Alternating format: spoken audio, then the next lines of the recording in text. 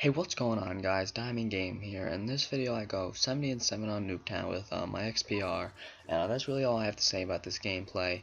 I just really wanted to talk about that PS4 versus the Xbox One. Really, I want to know what you guys are going to go with. So at the end of this video, just go ahead and comment below what you're going to go with, and at the end of the video, I'm going to tell you what I'm going with, or probably going with, because there is still a few months to decide.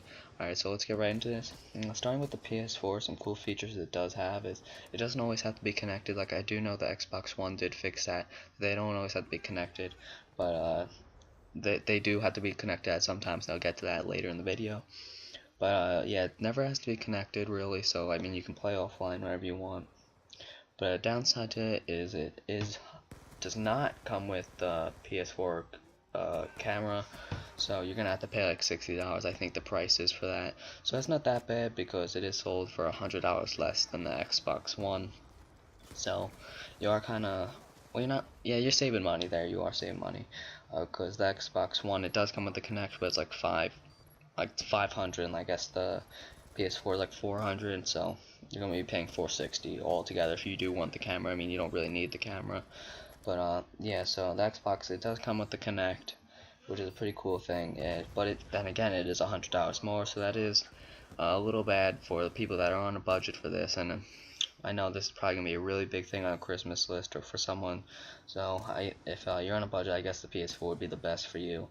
But a really cool thing with the Xbox One is there's voice controls, which basically means that you could just like command. I guess you could say something to your TV, like your Xbox, and it will just hear you and do the command. But I do kind of see a lot of problems in the future for that. I mean, I feel like it's not going to be perfect. I feel like if like Apple can't even nail it down with Siri, how it'll hear you wrong sometimes.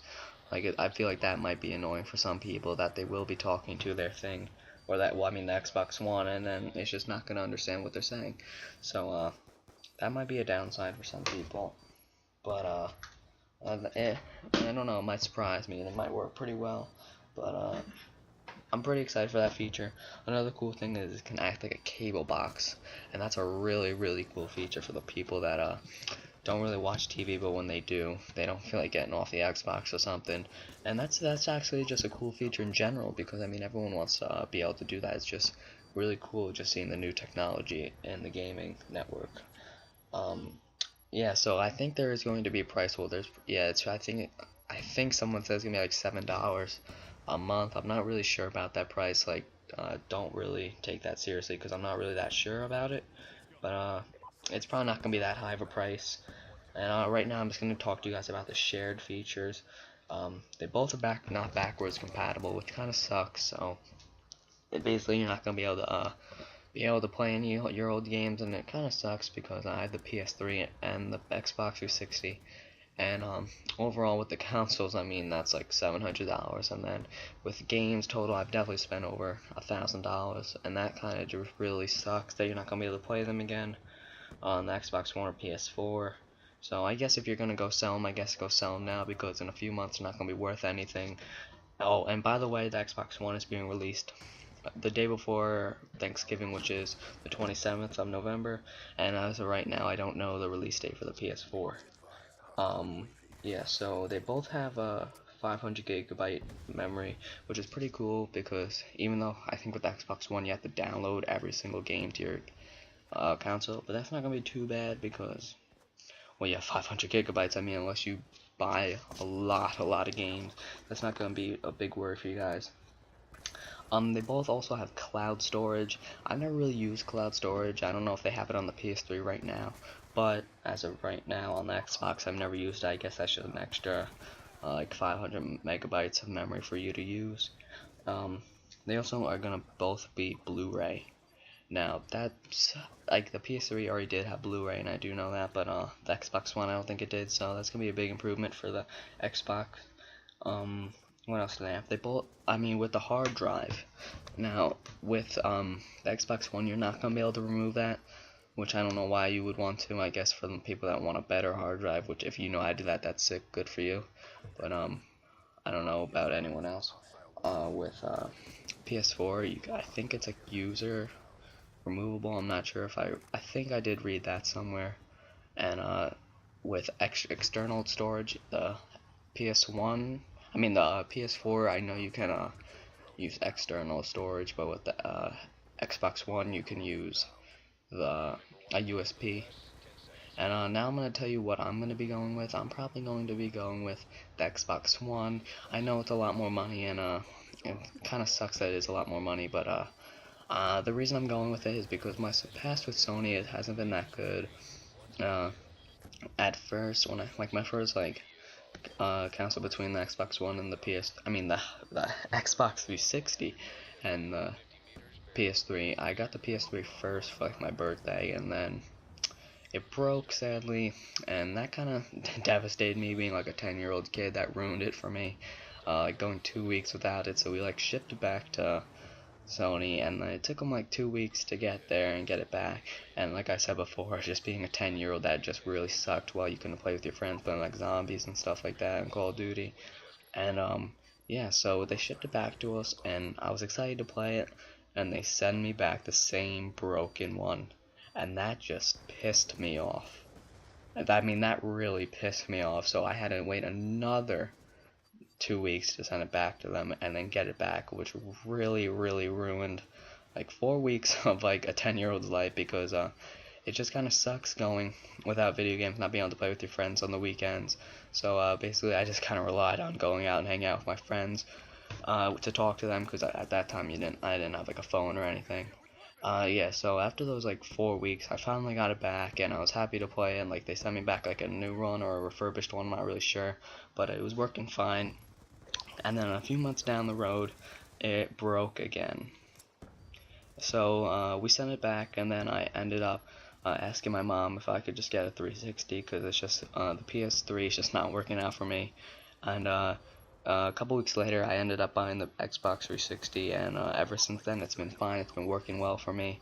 And it turned out that all my friends started to get the 360, and then I started to like it a lot better. I mean, the party chat, just a great feature. It just makes the game so much better. Because with the PS3, it kind of does suck with only being able to go in with a game chat, so you have to be playing the same exact games, which kind of does suck. And also, you sound like a child molester in the game chat for like Modern Warfare 2, and I don't know about like other games, because Modern Warfare 2 was like the big game with me. And yeah, so also, with the thing with me, I'm guessing the PS4 is going to be releasing the same time as the Xbox One, like, or around the same time, right by like Black Friday, so everyone can get their like good shopping for like the sales and stuff. But the thing I'm not a fan about is the release dates, because like the main games I play are Call of Duty, NHL, Madden, and I think I'm missing another game. I think it's like NBA I play a lot, and it just kind of sucks, the release dates, because if you guys know, like NHL, Black Ops, I mean like Call of Duty fans and like NBA fans, Madden fans, that those games come right before the Xbox One or PS4 release. So that is kind of a disappointment, because basically we have to either wait, or you have to buy like the $200 worth of games and then just basically not use them again. But with me, I'm not going to buy them.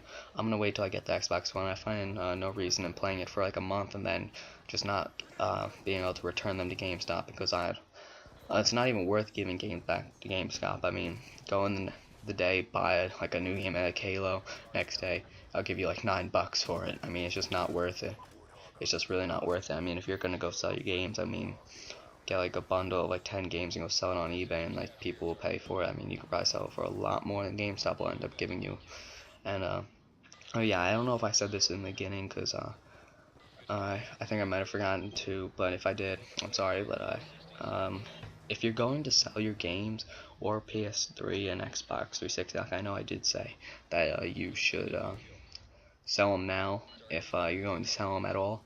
So if you do sell them, I would recommend going on like Craigslist, or going on like eBay, because that will actually get you a lot more money than it will at GameStop, because I do know that at GameStop it gives you like $80 for a PS3. That's just because I know my friend went there and asked him how much they'd give him for a PS3, because he had a PS3 at the time when me and all my friends had Xbox, and he really wanted to get an Xbox, and he went to GameStop backs him out to give him for the PS3, and I think they said $80, and like with 5 games, so I mean he wouldn't have enough to buy a 360.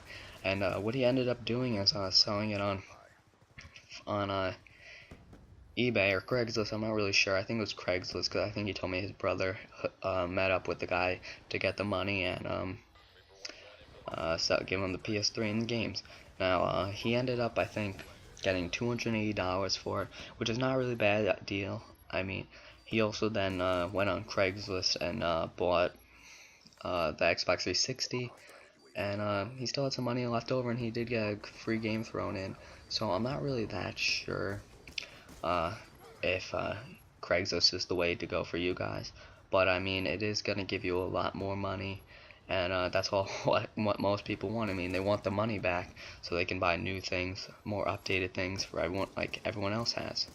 Now guys, I am going to be wrapping up this commentary, I think a little early. I think I have like a minute left, but I hope you guys enjoyed this video and this commentary. If you did, could you leave a like and maybe subscribe to, so you could see more videos from me, and also remember, like I said before, comment below what system you're probably going with.